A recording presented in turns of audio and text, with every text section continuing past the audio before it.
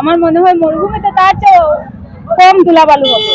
এত ধুলাবালু, বাচ্চাগুলা প্রতিনিয়ত কষ্ট করে স্কুলে আসছে, প্রতিনিয়ত এইভাবে ধুলায় জর্জরিত হইতেছে। এই সরকারের কাছে আমরা নিবেদন, প্রার্থনা যে আমরা রাস্তাটা মেরামত করার দিকে একটু লক্ষ্য রাখবা। আমাদের দাবি মানা না হয় তাহলে আপনারা পরবর্তীতে আবার আন্দোলন করতে বাধ্য হব। আমরা আম জনতা নিয়ে বাজার সভা করে সিদ্ধান্ত নিতে বাধ্য হব যে আমরা পরবর্তীতে কি করব। ধন্যবাদ। এই শিলচর জয়ন্তিয়া সড়ক যেটা বিহারা, কুরকুরি, বাবুরবাজার, জারেলতলা সহ বিভিন্ন অঞ্চলের মানুষের যোগাযোগ ব্যবস্থা বা লাইফলাইন বলে পরিচিত, সেই রাস্তায় এই অকর্মণ্য সরকার এবং যে অকর্মণ্য পূর্ত বিভাগের অবহেলার ফলে আজকে মানুষ নাজেহাল।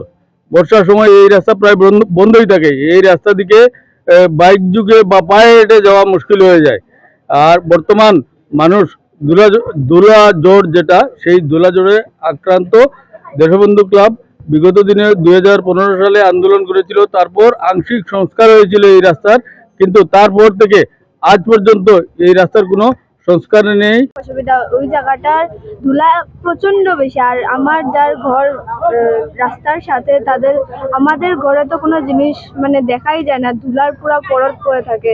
আর অনেকের থাকে যারা ধুলা ডাস্ট অ্যালার্জি থাকে, তাদের তো এখানে থাকতে অসুবিধা বলতে মানে। এই জন্য আমি কালাইন ব্লক কংগ্রেসের পক্ষ থেকে, আমার স্থানীয় মন্ডল কংগ্রেসের পক্ষ থেকে ওনাদেরকে ধন্যবাদ জ্ঞাপন করছি। এটা আমাদের দীর্ঘদিনের দাবি।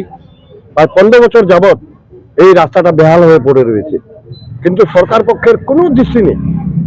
বারবার অনুরোধ করা হচ্ছে, বারবার অবরোধ হচ্ছে, কিন্তু কি জানে কি চক্রান্তের ফলে এই রাস্তাটাকে অকেজা করে রেখে দেওয়া হয়।